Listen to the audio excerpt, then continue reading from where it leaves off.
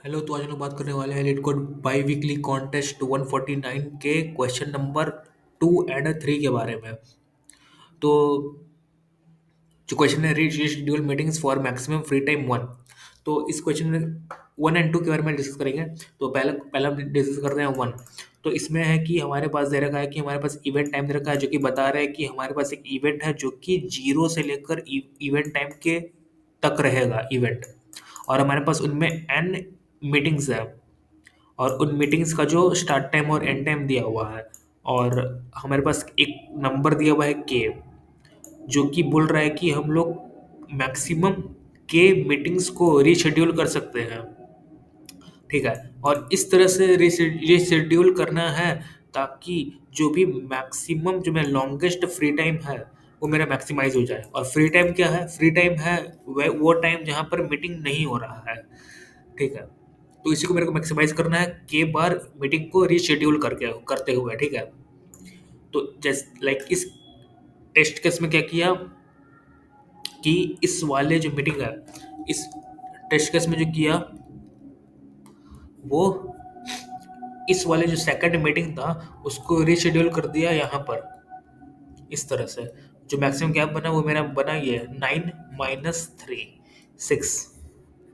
But और इसमें क्या था स्पेशल, इसमें है कि रिलेटिव ऑर्डर को मेंटेन रखना है इसमें। ठीक है। लेकिन क्वेश्चन नंबर 2 में रिलेटिव ऑर्डर को मेंटेन नहीं रखना है। ठीक है। मतलब रख भी सकते हैं, नहीं भी रख सकते, वैसा था। तो हम लोग क्या कर सकते हैं, लाइक अगर हमारे पास एक इवेंट है जो कि t = 0 से लेकर इवेंट टाइम तक अकर हो रहा है, इवेंट टाइम है ये टाइमलाइन है। एक मीटिंग मेरा ऐसा है, एक मीटिंग है ये, एक मीटिंग ये है, और एक मीटिंग ये है। और ये जो गैप है, यही गैप है तुम्हारा G1, और यही है फ्री टाइम। एक और गैप ये है G2।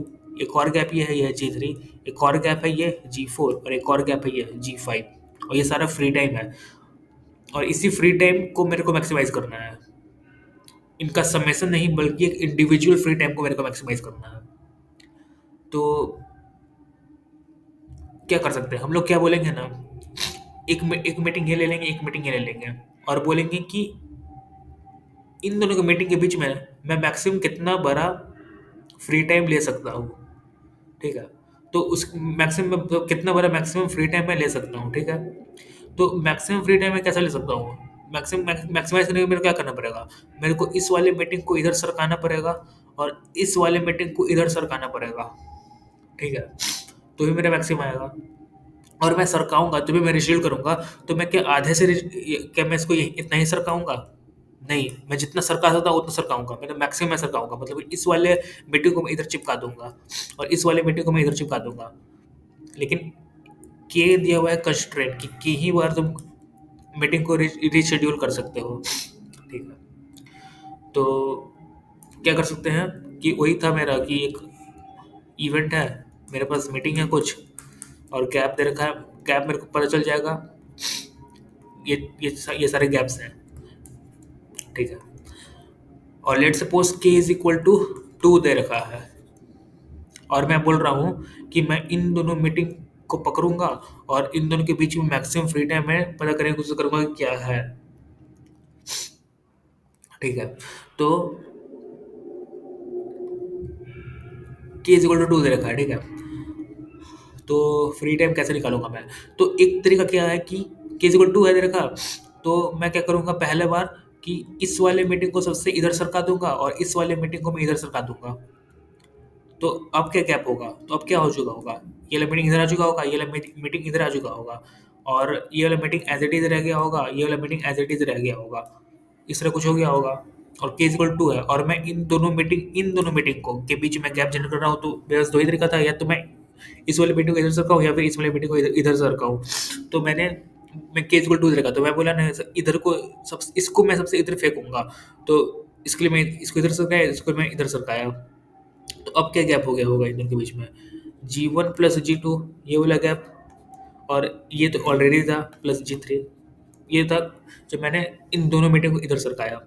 अब एक और केस क्या हो सकता है कि इस वाली मीटिंग को मैं एज इट इज रहने दूँ, बस इस वाले मीटिंग को मैं इधर चिपका दूँ, बिल्कुल इधर शिफ्ट कर दूं, ये जीवन एज इट इज रह गया, और ये और इस वाली मीटिंग को मैं बिल्कुल इधर सरका दूं, जहां तक मैं सरका सकता हूँ। तो मैंने ये बिल्कुल इधर यहाँ चिपका दिया, ये एज इट इज था, ये वाला G5 था, बट इस वाली मीटिंग को मैंने यहाँ पर लगा दिया।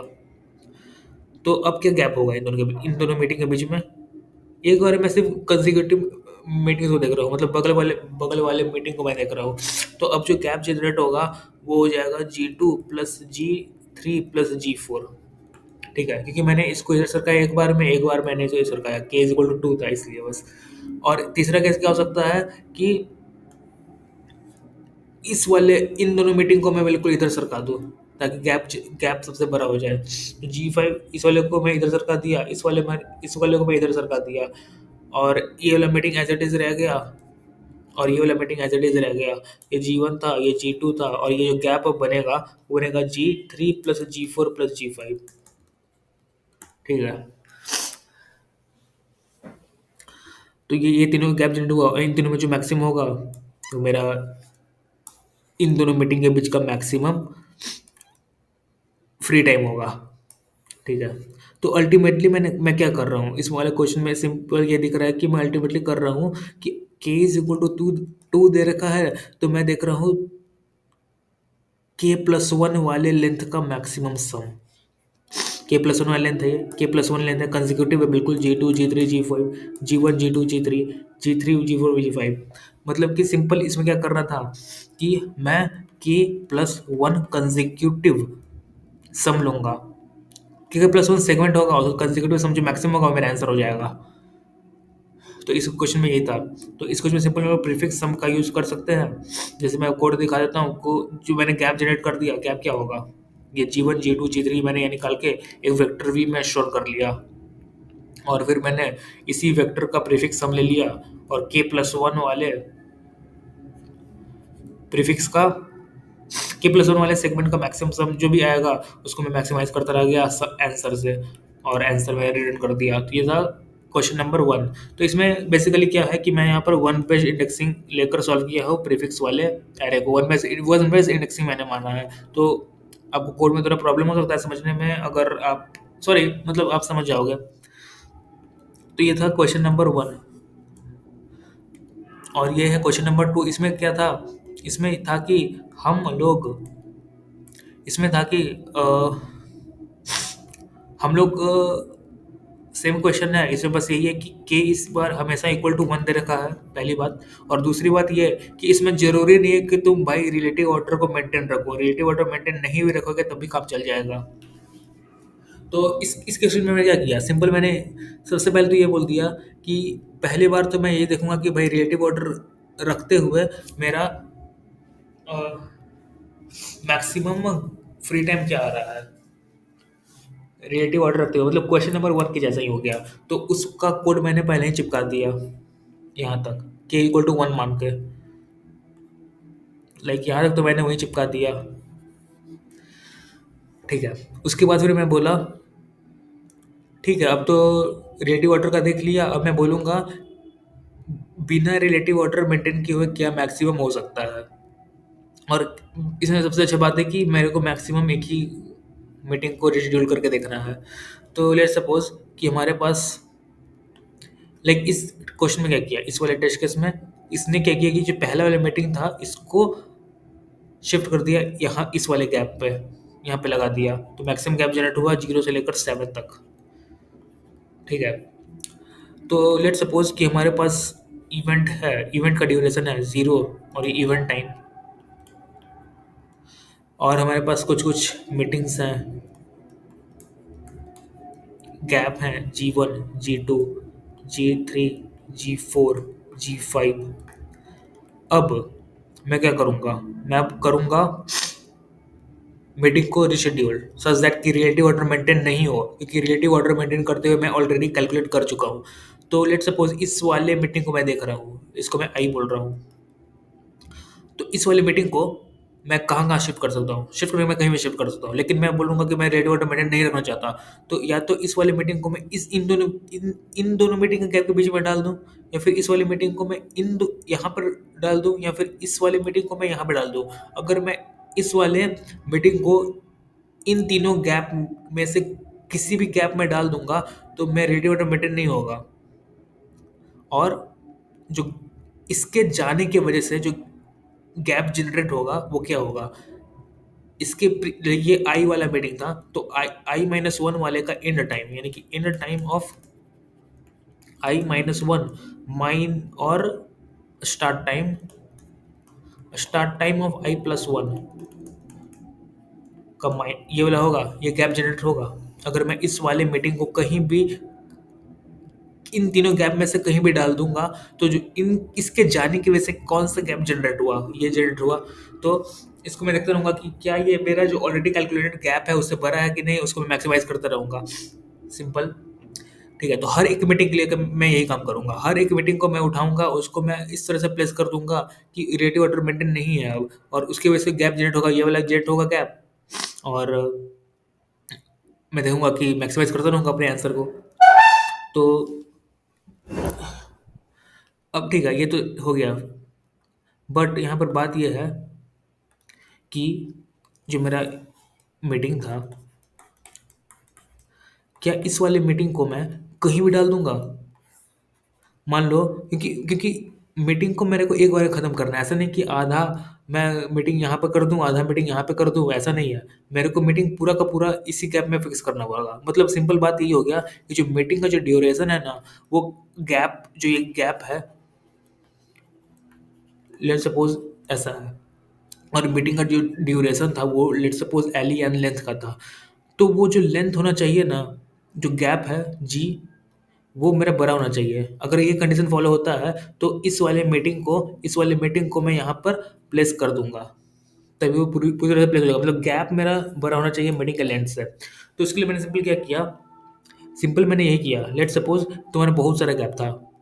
पहली बात तो ये देखो कि जो मेरा मीटिंग था, ऐसा मीटिंग था, तो इसमें सिंपल ये था कि मेरा ये सब गैप है, ये गैप है, J3 है, G4 है और G5 है। अब ये चीज़ देखो कि मेरा 1 है, ये 2 है, ये 3 है, ये 4 है। तो इस वाले मीटिंग की वजह से कौन-कौन सा गैप जनरेटेड है ये देखो। ये सेकंड मीटिंग है, और सेकंड मीटिंग की वजह से कौन-कौन सा गैप जनरेट है, ये वाला गैप है जनरेटेड, और ये वाला गैप जनरेटेड है। मतलब कि G2 और G3, मतलब कि अगर मैं आई मीटिंग का बात कर रहा हूँ तो इसके वजह से ith मीटिंग का बात कर रहा हूँ तो इसकी वजह से कौन-कौन सा गैप जनरेटेड है, वो है G ऑफ I और G ऑफ I+1। ठीक है, ओके, पहले बात तो ये था। और अब मैं बोल रहा हूँ, ठीक है, ये चीज़ जो है, अब मैं बोल रहा हूँ कि मैं रेडियो अंडर को मेंटेन नहीं रखूँगा। तो इसका मतलब क्या कि इस वाले मीटिंग को मैं किसके साथ कंपेयर करूँगा? या तो मैं उस वाले मीटिंग को G1 में डालूँगा, 2 है तो G1 में डालूँगा, या फिर G4 में डालूँगा, या फिर G5 में डालूँगा। मतलब कि अगर मेरे पास बहुत सारा गैप हो, G1, G2, G3, G4, G5 और करते-करते Gn, इतने सारे गैप हैं, और मैं बोल रहा हूँ कि सेकंड वाली मीटिंग को मैं रीशेड्यूल करना चाह रहा हूँ, सच दैट कि रिलेटिव ऑर्डर मेंटेन नहीं हो। तो और इसकी वजह से मेरे को पता है कि कौन-कौन सा गैप जनरेटेड है, वो है ये और ये। ओके, तो मेरे को पता है कि इसको यहाँ पे शिफ्ट करना कोई मतलब नहीं बनता, क्योंकि ऑर्डर तो सेम ही रह गया है। इसको यहाँ पर शिफ्ट करना कोई मतलब नहीं बनता कि ऑर्डर सेम रह गया। मतलब कि जिसके इस वाले मीटिंग की वजह से कौन-कौन सा गैप जनरेट होता है, G1 और Ga+1, मतलब कि इस G2 की वजह से कौन-कौन सा सेकंड मीटिंग की वजह से कौन-कौन सा गैप जनरेट है, G2 और G3। तो इन दोनों को छोड़कर अगर यहाँ पर से कोई भी ऐसा मेरे को गैप मिल जाए जो कि बड़ा हो जाए मेरे लेंथ ऑफ मीटिंग से, तो मैं उस वाले मीटिंग को वहाँ पर रीशेड्यूल कर दूँगा।